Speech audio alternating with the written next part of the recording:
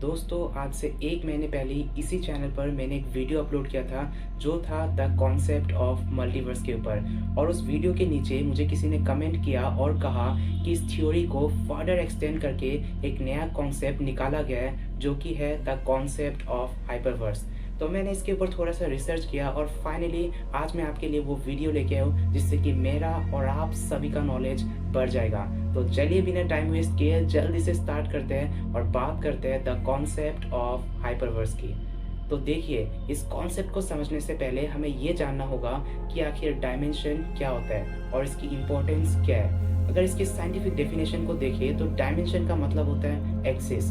जैसे मैथमेटिक्स में हम एक्सिस का यूज़ करते हैं, एक्स एक्सिस, वाई एक्सिस, ठीक उसी प्रकार डायमेंशन का यूज़ यूनिवर्स के अलग अलग एक्सिस को डिस्क्राइब करने के लिए किया जाता है। अब डायमेंशन अलग अलग टाइप के हो सकते हैं, जैसे कुछ होते हैं मैथमेटिकल डायमेंशन जिसे कोऑर्डिनेट्स और एक्सिस से डिस्क्राइब किया जाता है। जैसे फॉर एग्जांपल एक्स, वाई और जेड कोई भी 3 अलग अलग डायमेंशंस हो सकते हैं। इसके अलावा कुछ होते हैं फिजिकल डायमेंशन जो कुछ ऐसे मॉडल्स होते हैं जिससे हमारे 4 डायमेंशनल स्पेस टाइम को डिस्क्राइब किया जाता है। इसके अलावा कुछ होते हैं नॉन फिजिकल डायमेंशन जो दूसरे ऐसे मॉडल्स होते हैं जिससे हमारे 4 डायमेंशनल स्पेस टाइम को डिस्क्राइब नहीं किया जाता। ये प्योरली मैथमेटिकल होते हैं। अब बहुत सारे लोगों के मन में ये सवाल आ सकता है कि कौन सा डायमेंशन सबसे पहले आता है या फिर कौन सा डायमेंशन सबसे बड़ा होता है। तो देखिए, इसका जवाब है कि डायमेंशन की कोई प्रॉपर सीक्वेंस नहीं होती। अगर आप सिंपली कहते हो कि time is the 4th dimension, तब भी इसके ऊपर सवाल उठाने का कोई मतलब नहीं बनता। अब डायमेंशन के इसी कॉन्सेप्ट को as a fundamental property use करके यूनिवर्स को अलग अलग टाइप में डिवाइड किया गया है, जिसमें से टाइप 1 में आता है वो सभी यूनिवर्सेस जिसकी डायमेंशंस तो एक जैसी होती है लेकिन सबकी डायमेंशनल वैल्यूज अलग अलग होती है और इसीलिए ये एक ही 4 डायमेंशनल स्पेस टाइम के अलग अलग पोर्शन में एग्जिस्ट कर सकते हैं। अगर इसको सिंपली समझे तो मान लीजिए स्पेस टाइम के 4 डायमेंशन एक्स, वाई, जेड और T mathematically length, breadth, height और टाइम को रिप्रेजेंट कर रही है। अब ऐसा हो सकता है कि एक यूनिवर्स में इनकी वैल्यूज़ कुछ और हो और दूसरे यूनिवर्स में इनकी वैल्यूज़ कुछ और इसीलिए वैल्यूज़ अलग अलग होने के कारण ये एक ही 4 डायमेंशनल स्पेस टाइम के अलग अलग पोर्शन में एग्जिस्ट कर सकते हैं। इसके बाद टाइप 2 ऐसे यूनिवर्सेस के कलेक्शन को डिस्क्राइब करेगी जिसकी डायमेंशंस एक दूसरे से अलग अलग होती है। मतलब ऐसा हो सकता है कि एक यूनिवर्स में डायमेंशन हो एक्स, वाई और जेड और दूसरे यूनिवर्स में डायमेंशन हो एक्स, वाई और टी। तो ऐसे यूनिवर्सेस जिनकी डायमेंशंस एक दूसरे से अलग अलग होती है वो सभी टाइप 2 में आते हैं। इसके बाद फाइनली टाइप 3 में आता है वो सभी यूनिवर्सेस जिनकी नंबर ऑफ डायमेंशंस एक दूसरे से अलग अलग होती है। मतलब ऐसा हो सकता है कि एक यूनिवर्स में सिर्फ 3 ही डायमेंशंस हो एक्स, वाई और जेड और दूसरे यूनिवर्स में 4 डायमेंशन एक्स, वाई, जेड और टी। तो ऐसे यूनिवर्सेस जिनकी नंबर ऑफ डायमेंशंस एक दूसरे से अलग अलग होती है वो सभी टाइप 3 में आता है। तो ये थी डायमेंशंस के बारे में कुछ इन्फॉर्मेशन। फ्रेंड्स, अब हम पहुंच चुके हैं वीडियो के उस पॉइंट पर जहां पर हम डिस्कस करने वाले हैं एक बहुत ही फैसिनेटिंग कॉन्सेप्ट के बारे में और जिसके लिए आपने इस वीडियो पर क्लिक किया है। लेकिन सरप्राइजिंगली आज इस वीडियो में हम सिर्फ हाइपरवर्स की बात नहीं करेंगे, हम यूनिवर्स से स्टार्ट करके इसकी एक्सट्रीम लेवल पर पहुंचने वाले हैं। तो देखिए, सबसे पहले आता है द कॉन्सेप्ट ऑफ मल्टीवर्स और इसकी बात मैंने पहले ही इस वीडियो में की हुई है। तो अगर आपने वो वीडियो अभी तक नहीं देखा है जल्दी से देख लीजिए, वीडियो का लिंक आपको डिस्क्रिप्शन में मिल जाएगा। लेकिन फिर भी अगर इसको सिंपली समझें तो मल्टीवर्स का कॉन्सेप्ट ये कहता है कि हमारे यूनिवर्स के जैसे ही कई और यूनिवर्सेस एग्जिस्ट कर सकते हैं और ये सभी यूनिवर्सेस मिलकर एक बड़ा सा बबल क्रिएट कर रहे हैं। अभी के टाइम के कुछ मॉडल्स में ये कहा गया है कि मल्टीवर्स एक ऐसा कलेक्शन ऑफ यूनिवर्स है जिसमें यूनिवर्सेस एक प्रॉपर सीक्वेंस या फिर कलेक्शन में एग्जिस्ट करते हैं।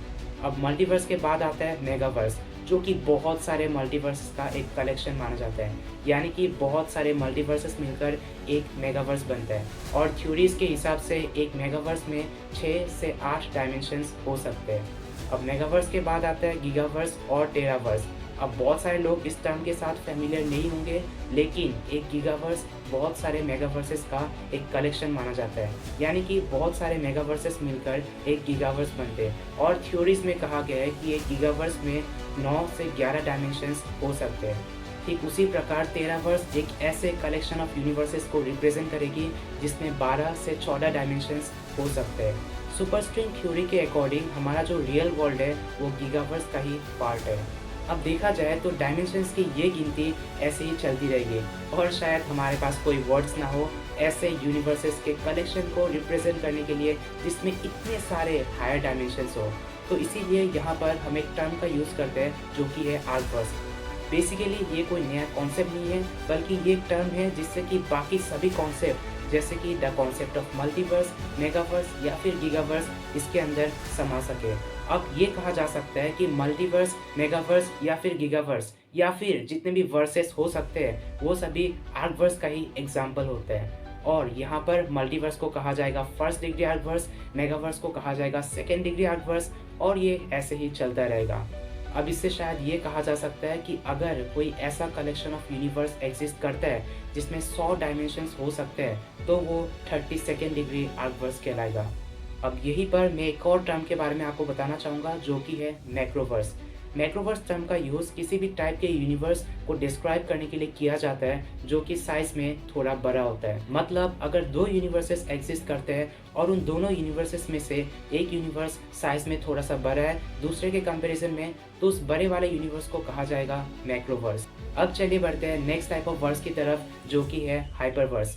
मैथमेटिक्स में हाइपर वर्ड का यूज़ किसी भी हायर डायमेंशंस को रिप्रेजेंट करने के लिए किया जाता है। मतलब समथिंग दैट इज एक्सट्रीम और जो नॉर्मल के भी बियॉन्ड हो। यहाँ पर वर्स का मतलब होता है यूनिवर्स।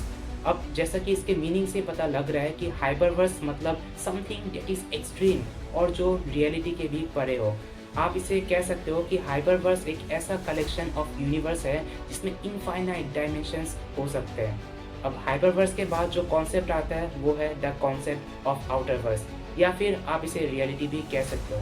अब ये कुछ ऐसा है जिसे डायमेंशन से डिस्क्राइब नहीं किया जा सकता। अब वीडियो के स्टार्टिंग में ही मैंने आपसे कहा था कि डायमेंशन एक फंडामेंटल प्रॉपर्टी है जिसके बेसिस में यूनिवर्सेस को अलग अलग टाइप में डिवाइड किया गया है। अब अगर ऐसा कुछ एग्जिस्ट करे जिसे डायमेंशंस भी डिस्क्राइब नहीं कर सकती तो वो अल्टीमेटली रियलिटी ही होगी। कोई भी चीज़ जो एग्जिस्ट करती है वो रियलिटी है। आफ्टर ऑल जो चीज़ एग्जिस्ट करती नहीं उसे आप रियलिटी कैसे कहोगे।